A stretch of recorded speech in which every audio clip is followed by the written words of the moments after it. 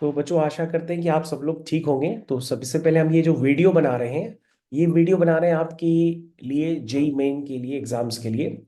और JEE mains 2025 में आने वाले एग्जाम्स जो भी होने वाले हैं आपके, उसमें हम चर्चा करेंगे कि उसका फॉर्म किस तरह से भरना है।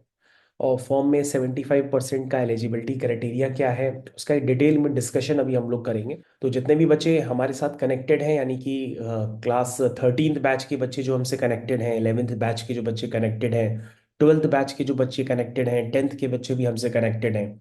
ठीक है। तो बच्चों अब ये वीडियो एक कॉमन सा वीडियो है। इतनी जानकारी जो भी बच्चे इंजीनियरिंग कर रहे हैं उनको सभी को पता होनी चाहिए। तो इस जानकारी को आप ध्यान से सुनिए, मैं काफ़ी सारी डिटेल जानकारी भी दूंगा इस दिवाली के उपलक्ष्य में। तो स्टार्ट करता हूँ, ठीक है। सबसे पहले बच्चों आपको ध्यान देना होगा कि भाई काफी सारे बच्चों को कंफ्यूजन है कि 75% एलिजिबिलिटी क्राइटेरिया, ये एक बहुत बड़ा इशू हो गया है। सबसे पहले बच्चों अगर आप 75% एलिजिबिलिटी क्राइटेरिया के इशू को समझना चाहते हैं तो आप ध्यान से सुनिए। बेसिकली करना क्या है कि आप अगर सीबीएसई बोर्ड के हैं, आईसीएसई बोर्ड के हैं, आईएससी बोर्ड के हैं, तो आपको अपने क्लास 12th में ओवरऑल परसेंटेज 75 चाहिए। ओवरऑल का मतलब बच्चों टोटल भी होता है, और उसको हम लोग एग्रीगेट के नाम से भी जानते हैं। काफी सारे बच्चों को एग्रीगेट वर्ड अलग से सुनाई देता है। एग्रीगेट का मतलब इंडिविजुअल सब्जेक्ट नहीं होता। एग्रीगेट का मतलब होता है आपके ओवरऑल, यानी कि टोटल जो 5 सब्जेक्ट होंगे उसमें आपके ओवरऑल 75% होने चाहिए। अब इन 5 सब्जेक्ट्स में फिजिक्स, केमिस्ट्री, मैथ्स तो होना ही चाहिए, क्योंकि अगर आप इंजीनियरिंग जेई मेंस के लिए सोच रहे हैं। इसके अलावा आपके पास फिजिक्स, केमिस्ट्री, मैथ्स के अलावा एक सब्जेक्ट होता है जिसको हम लोग लैंग्वेज सब्जेक्ट कहते हैं। कई बच्चे इंग्लिश लेते हैं, कई बच्चे हिंदी लेते हैं। तो जो 4 सब्जेक्ट होते हैं बेसिकली जनरली बच्चों के साथ, वो होते हैं फिजिक्स, केमिस्ट्री, मैथ्स और इंग्लिश। ठीक है, इतनी बात समझ में आ गई। और बच्चों एक ऑप्शन में सब्जेक्ट और होता है, कई बच्चों ने पीएड लिया होता है, कंप्यूटर लिया होता है, आईपी लिया होता है। तो ये बच्चों 5 सब्जेक्ट लगभग सबके पास होते हैं। तो जो ओवरऑल परसेंटेज होता है वो आपका 75 होना चाहिए, सीबीएसई बोर्ड में भी और आईएससी बोर्ड में भी। अब यहाँ पे आईएससी बोर्ड के बच्चों को कंफ्यूजन होता है कि सर मैं तो बेस्ट 4 लेता हूँ। बेटा अगर आप बेस्ट 4 लेते हो तो हमारी बात आप ध्यान से सुनिए। पहले 4 सब्जेक्ट तो आपको कंपलसरी लिखने हैं, यानी उसमें आपको कोई सिलेक्शन नहीं करना है। आपको फिजिक्स, केमिस्ट्री, मैथ्स और इंग्लिश, ये 4 सब्जेक्ट्स तो आपके होंगे ही। मतलब 3 सब्जेक्ट फिजिक्स, केमिस्ट्री, मैथ, और एक सब्जेक्ट हो गया आपका लैंग्वेज सब्जेक्ट।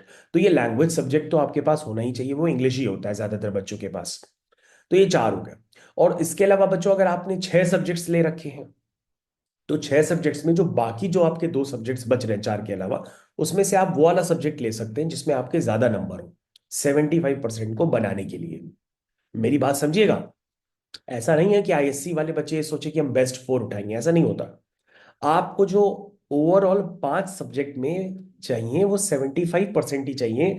तो पहले 4 सब्जेक्ट तो कंपलसरी हो गए ना, फिजिक्स, केमिस्ट्री, मैथ्स, इंग्लिश। और जो चौथा सब्जेक्ट होगा वो जो भी है आपका, मतलब जो पांचवा आपका सब्जेक्ट होगा, उस 5वें सब्जेक्ट में, या आपने मान लीजिए 2 रखे दे रखे हैं, 4 के अलावा 2 आपने एडिशनल सब्जेक्ट भी रखे हैं। तो 2 एडिशनल सब्जेक्ट में जो आपको बेस्ट वाला है उसके आप मार्क्स लेकर के 75% ले सकते हैं।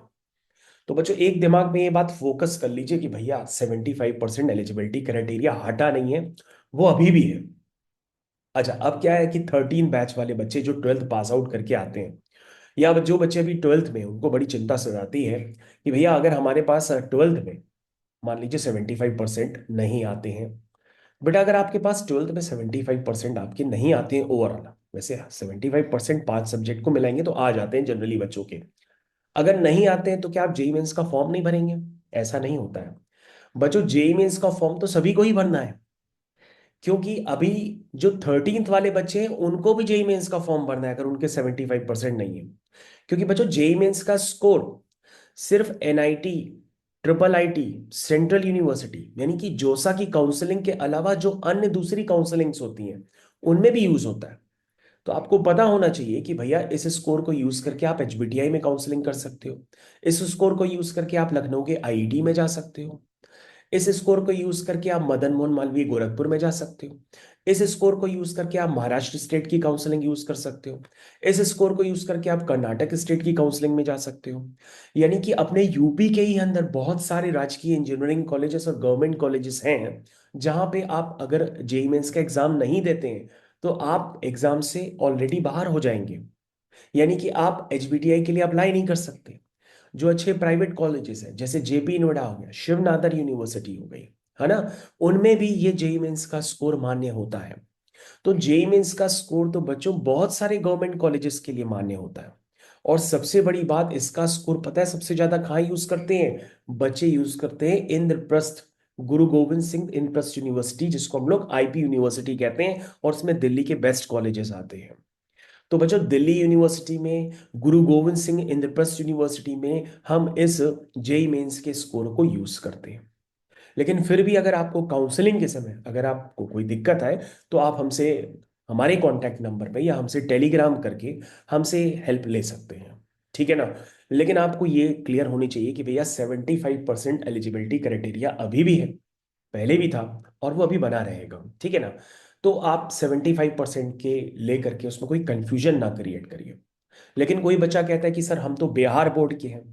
लेकिन बेटा अगर आप बिहार बोर्ड के हैं तो बिहार बोर्ड में तो सर जो और नॉर्मल परसेंटेज होते हैं वो 67 वाला परसेंट ही टॉपर होता है। तो बेटा ऐसा होता है कि जो बिहार बोर्ड हो गया, छत्तीसगढ़ बोर्ड हो गया, झारखंड बोर्ड हो गया, जो इस बोर्ड के बच्चे होते हैं, उनको क्या करना होता है, अपने टॉप 20,000 स्टूडेंट्स की लिस्ट निकालते हैं वो बोर्ड्स वाले। यानी कि मान लीजिए झारखंड स्टेट में जितने भी बच्चों ने एग्जाम दिया, मान लो 10,000, 20,000, 25,000, 100, मतलब 1 लाख, मान लो 1 लाख बच्चों ने एग्जाम दिया, ट्वेल्थ का है तो ज्यादा ही बच्चे देंगे। तो बेटा उसमें से जो पहले 20,000 बच्चे होंगे झारखंड बोर्ड के, जिसको हम लोग टॉप 20 परसेंटाइल भी कहते हैं, तो उसके लिए वो एलिजिबिलिटी क्राइटेरिया बन जाता है कि पहले 20,000 जो बच्चे हैं, यानी कि उनके मार्क्स या तो 371 हो। जैसे मैं आपको बता रहा हूँ भाई, झारखंड बोर्ड के लिए क्या था कि उन्होंने कट ऑफ बता दिया था कि भैया ट्वेल्थ में आपको पांचों सब्जेक्ट में मार्क्स अगर 371 है या उससे ज्यादा है तो आप एलिजिबल हैं। यानी कि जेई मेंस की काउंसलिंग के थ्रू आपको NIT, triple IT, central universities, ये सब मिल सकता है। बात समझ रहे हैं आप आईआईटी में भी प्रवेश पा सकते हैं। अच्छा, मजे की बात यह है कि बच्चों आपको पता होना चाहिए कि हमारे पास एक इंडियन इंस्टीट्यूट ऑफ साइंस है। वो एक ऐसा इंस्टीट्यूट है जो वो 75% के क्राइटेरिया को मानता ही नहीं है। वो कहता है 60% है तो भी आ जाओ। लेकिन बच्चों वो एक लौता इंस्टीट्यूट है और उसके लिए जेई एडवांस में बहुत अच्छा स्कोर करना पड़ता है, तो उसकी अभी हम लोग चर्चा नहीं करते हैं। वो एक इंस्टीट्यूट है तो क्या हुआ, बाकी तो खूब सारे हैं ना जो 75% मांग रहे हैं। तो ये चीज है। तो बच्चों आपको ध्यान देना होगा कि भाई specially Bihar board, Jharkhand board, अगर आप इन बोर्ड से भी बिलोंग करते हैं तो इनके लिए बेटा टॉप 20 परसेंटाइल, यानी कि इस स्टेट के पहले 20,000 बच्चे, या सीबीएसई या वो बोर्ड की जो वेबसाइट पे जाएंगे तो वो अपने कट ऑफ निर्धारित कर देती है कि भैया आपके पांचों सेगमेंट में 371 मार्क्स हो या उससे ज्यादा हो तो आप एडवांस के एग्जाम के लिए, मेंस के एग्जाम के द्वारा कॉलेजेस प्राप्त कर सकते हैं, उसके लिए एलिजिबल है। लेकिन यही सीबीएसई बोर्ड हो, आईएससी बोर्ड हो, तो इसके लिए जो है कट ऑफ ऊपर चला जाता है। वो कहते हैं कि भाई 500 में से 420 नंबर हो, 425 नंबर हो, तो इस तरह के क्राइटेरिया वो लोग क्रिएट कर देते हैं। तो ओवरऑल आपको यह याद रखना है कि भैया सीबीएसई और आईएससी के लिए तो 75% आपको वैसे ही निकालने हैं जैसे आप निकालते हैं। यानी कि आपको पांचों सब्जेक्ट के मार्क्स लेने हैं, उनको 500 से डिवाइड करना है, वो मार्क्स आपके 75% होने चाहिए। ये बात आप क्लियर कर लीजिए।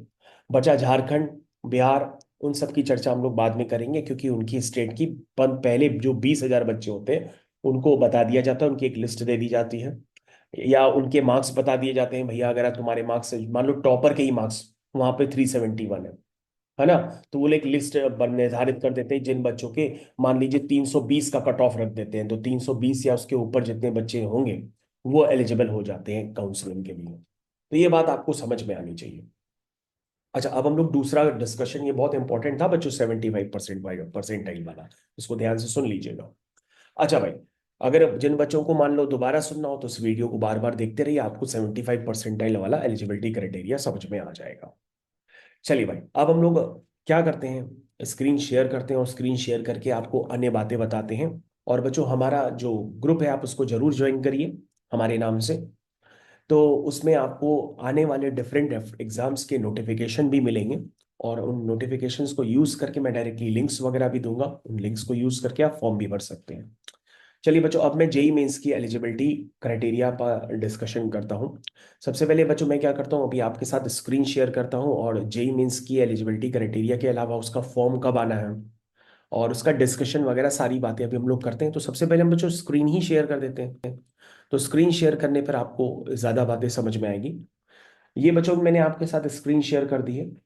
जरा आप अपनी स्क्रीन पे ही आप ध्यान से देखिएगा बच्चों, मैंने अभी आईपैड की भी स्क्रीन आपके साथ शेयर की है। ये बच्चों आपके पास एक नोटिस क्रिएट हो गया है। तो उस नोटिस पे आप ध्यान से देखिए कि भैया सबसे पहले यहाँ दे दिया गया है कि भैया आपको फॉर्म कब से लेकर के कब तक आप भर सकते हैं। डेट्स आ चुकी हैं बच्चों। तो उसमें लिखा है 28 अक्टूबर से लेकर के 22 नवंबर 2024 तक आप फॉर्म भर सकते हैं रात के 9 बजे तक। इसके बाद बच्चों डेट वगैरह भी एक्सटेंड होती है, लेकिन वो बात की बात है। लेकिन अभी आप ये मेन डेट्स मान के रखिए। और बच्चों हो पाए तो जितनी जल्दी आप फॉर्म भर सकते हैं तो उस फॉर्म को भरने का प्रयास करिए, क्योंकि एज सुन एज आप जितनी जल्दी भरेंगे तो आपके जो शुरुआत वाली शिफ्ट्स होती हैं उनको मिलने के चांसेस थोड़े से बढ़ जाते हैं। और शुरुआत वाली शिफ्ट्स के पेपर थोड़े से इजी होते हैं। ये भी बात आप ध्यान रखिए। ऐसा ना हो कि आप जा करके 21 नवंबर को ही फॉर्म भर रहे हैं या 22 नवंबर तक भर ही नहीं रहे हैं, जब डेट एक्सटेंड होती है तब भरते हैं। ऐसी गलती बिल्कुल मत करिए। अगर फॉर्म की डेट बच्चों रिलीज हो चुकी है आपके सामने तो अब आप फॉर्म भर दीजिए। इसके अलावा फॉर्म भरते समय जो भी डॉक्यूमेंट्स हैं वो आप अपने साथ रखिए, जैसे 10th 12th की मार्कशीट है ना। अगर आपका कास्ट सर्टिफिकेट है वो अपने साथ रखिए। तो कास्ट सर्टिफिकेट बच्चों अभी आपको तुरंत बनवाने की जरूरत नहीं है, जो आपका पुराना वाला चल रहा है आप उसी को यूज करिए। जब आपकी काउंसलिंग होगी तो उस समय आपको एक नया कास्ट सर्टिफिकेट फिर भी बनवाना पड़ेगा, तो आप वही मान्य होगा। तो अभी आपको बनवाने की जरूरत नहीं, जो आपके पास कास्ट सर्टिफिकेट है आप उसी से ही काम चलाइए। ओके। तो इसके अलावा बच्चों यहाँ पर आप देख सकते हैं कि यहाँ पर बताया गया है कि ये एग्जाम किस तरह से कंडक्ट किया जाएगा। ये सारी चीजें यहाँ पर दिए गए हैं, कितनी लैंग्वेजेस में होगा, ये सारी चीजें यहाँ पर बताई गई है। और बच्चों जो मैंने आपको बताया था ये रिफ्लेक्ट करेगा फॉर्म में कि भैया इस बार रिफ्लेक्ट करेगा एग्जाम में कि भाई आपके पास जो ऑप्शनल क्वेश्चंस आते थे वो यहाँ पे खत्म कर दिए गए हैं। जेई मेंस को हम लोग पेपर 1 भी कहते हैं, बीई या बीटेक का पेपर 1 भी कहते हैं। तो आप देख सकते हैं इसमें पहली शिफ्ट जो होगी वो 9 से 12 होगी, दूसरी शिफ्ट 3 से 6 होगी। इसके अलावा बच्चों आपको ध्यान देना होगा यहाँ पर कि इसमें 75 क्वेश्चन ही हैं, पहले 75 नहीं होते थे पहले। ये इसमें जो आप देख रहे हैं ना, 5 5 5 ऑप्शनल जो होते थे, तो इसमें 5 5 5 और बढ़ जाते थे, इस तरह से होता था। लेकिन ये अब जा चुका है इस तरह की चीजें। आपके पास जो 75 क्वेश्चन हैं यही आपको अटेम्प्ट करने हैं, जिसमें 5 इंटीजर टाइप क्वेश्चन होते हैं और 20 क्वेश्चन जो होते हैं प्योरली ऑब्जेक्टिव क्वेश्चन होते हैं। तो आपको ध्यान देना होगा। तो बच्चों आपको इस तरह के जो फॉर्म्स है ये पूरी तरीके से इसको कंप्लीटली चेक कर लीजिए। तो इसको कंप्लीटली आप चेक कर लीजिए, और इसको कंप्लीटली चेक करने के बाद आप फॉर्म को भरना स्टार्ट कर दीजिए। और फिर भी कोई दिक्कत आए तो आप उनको बता सकते हैं, ठीक है ना। और बच्चों ये भी आपको ध्यान देना होगा कि आप जो फीस है ना वो दोनों सेशंस की एक साथ जमा कर दीजिएगा, सेशन 1 सेशन 2। इससे आपको जो है बाद में फॉर्म भरने की जरूरत नहीं पड़ेगी, ठीक है ना। तो चलिए बच्चों यहाँ तक का डिस्कशन काफी है। वंस अगेन आपको दिवाली की हार्दिक शुभकामनाएं। Safe Diwali, happy Diwali. दिवाली में खूब आनंद लीजिए, रिवीजन करिए और पढ़ाई करिए, ठीक है ना। जो भी आप रिवीजन करिए बच्चों उसको रिटर्न में करिए, क्योंकि आप रिटर्न में जितना ज्यादा काम करेंगे वो ज्यादा पक्का हो जाता है। नोट्स बहुत अच्छे बनाइए। नोट्स जितना अच्छा बनाएंगे उतना अच्छा रिवीजन होता है, ठीक है। तो बच्चों हम लोग इस वीडियो को यहाँ पे अंत करते हैं। बहुत बहुत थैंक यू, धन्यवाद, हैप्पी दिवाली।